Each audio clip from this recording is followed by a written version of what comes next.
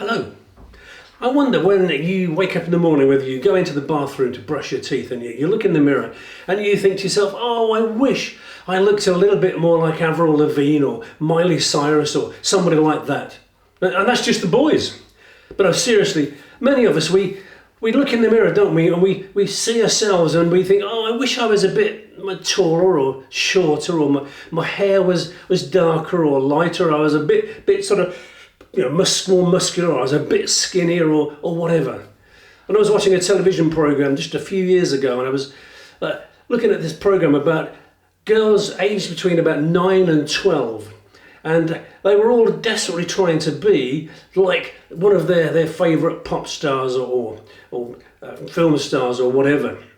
And there's one girl in particular, she wanted to look like Claudia Schiffer. Now, Claudia Schiffer is a model. She's very, very tall. She's got blonde hair. She's got legs that seem to go all the way up to her armpits. And this particular girl wanted to be like Claudia Schiffer. So she was on a diet. She was going to the gym every night when she was at home. She was going out for runs so that she could look like Claudia Schiffer.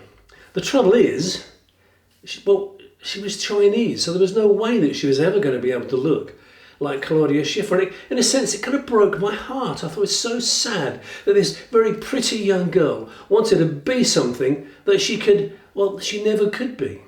You see, we can't change too much about ourselves, can we? And when God looks at us, God looks at us and he doesn't think, oh, I wish they were a bit taller or a bit shorter or a bit kind of this or a bit that. When God looks at you, he thinks that you are fantastic. Because you see, God, he was involved in the very makeup of you, and he thinks you're brilliant. Well, I've been thinking about this, and I've been sort of doing some work in my sketchbook, and I've got lots and lots of pictures here in my sketchbook. So you won't laugh when I show it to you, really, because I'm not that good at drawing. But here we go. Here's my first one. I said you weren't supposed to laugh. There are things that we can change about ourselves, aren't there? And the things that we can't change about ourselves. And there's not much we can do to change the way we look. I mean, we can grow a hair or cut it shorter. We can diet. We can put ribbons in it, those kind of things. But you can't pick your nose for it. Well, you can pick your nose, but you can't choose your nose. The nose that you've got in the middle of your face is the nose that you kind of really stuck with. And I know that if you have lots of money, you can have plastic surgery and you can change things about yourself. But the trouble is with that, you can end up looking, you can look like some sort of grotesque doll if you're not careful. But the great thing about my sort of book here is I can actually change it, because I've split it into 3 kind of categories here like this. So I can, if I want, I can change my hairstyle. That's a great hairstyle. I think that's a really good one. I like that one. But there's lots of other hairstyles that we could go for. We could go for brown hair, for instance. But I'm going to stick with that. And the same with the middle. If you don't like those eyes or that nose, we can change that. We could go for that. That was kind of funny. We could go for that one. We could go for that, like there, or we could have a pair of sunglasses on. We could change that at the bottom of it. We could go for a different mouth. Then we could go for a hey kind of mouth. We could go for a nice smiley mouth. We could go for a weird mouth. But I'll tell you what we're going to do.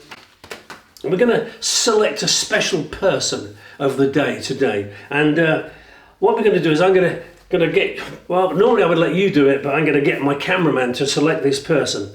And so I'm going to turn this way so you can't see what's going on. And I'm going to flip through. I'm going to say to my cameraman, as I go through, I'm going to say, just stop wherever it is that you want to stop. We'll do the head first.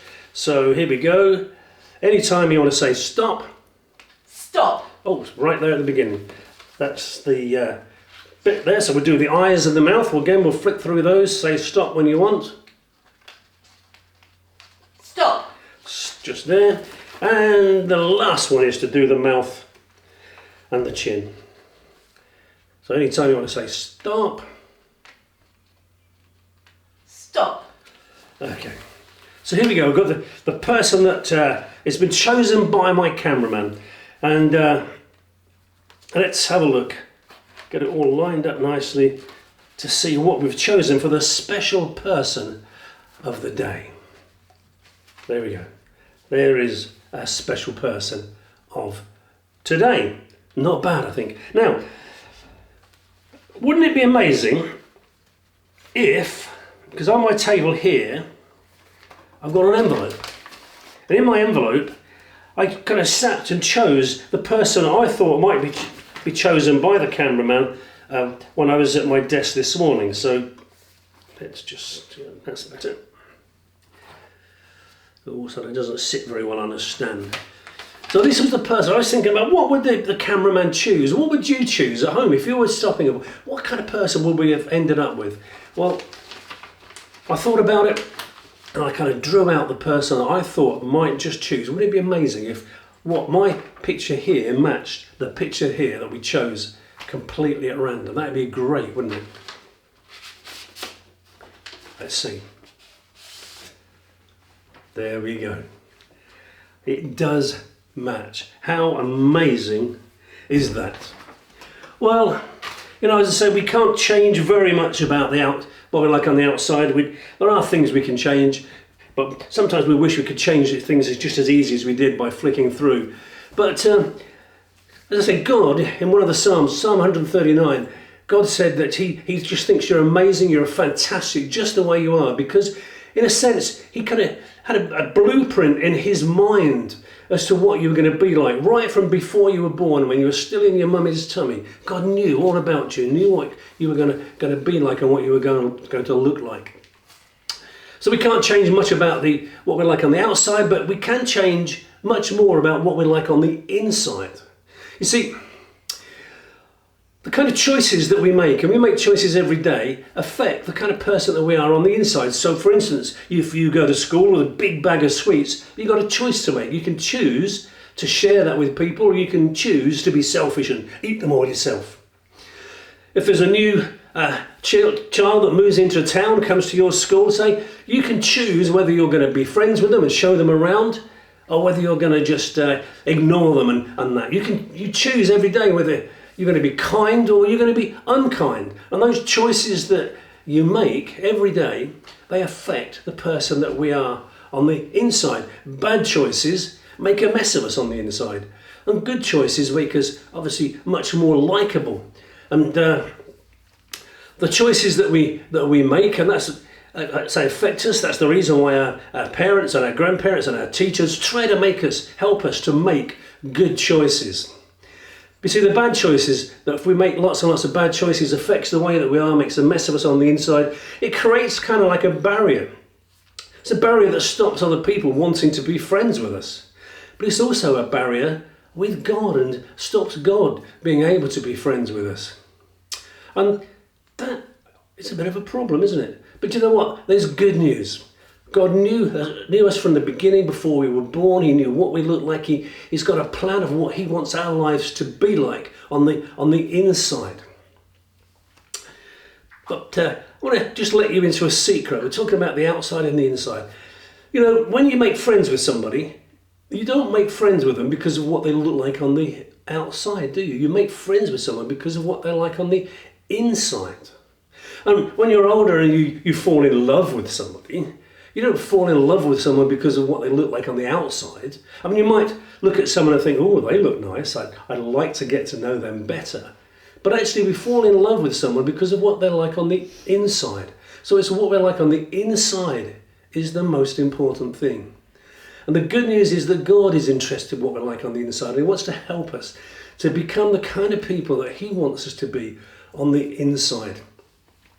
And so we need to do something about that mess. And it's really simple. The thing that we can do is we can ask God to help us. So we need to turn to Him, say that we're sorry, and we need to stop doing those wrong things and saying those wrong things and kind of follow God. Ask Him to be our friend, to help us, to follow us. So it's stopping doing it, turning away from those things, turning to God, asking Him to help us. And the great news is that if we do that, God will take away those bad things. He will help us to sort of clean us up on the inside, help us to live the kind of life and become the person that He wants us to be. And my prayer for you is this, that you'll be content with the person that you are on the outside. And also, my prayer is that you'll ask God to help you to make good choices and to be the person that He wants you to be on the inside.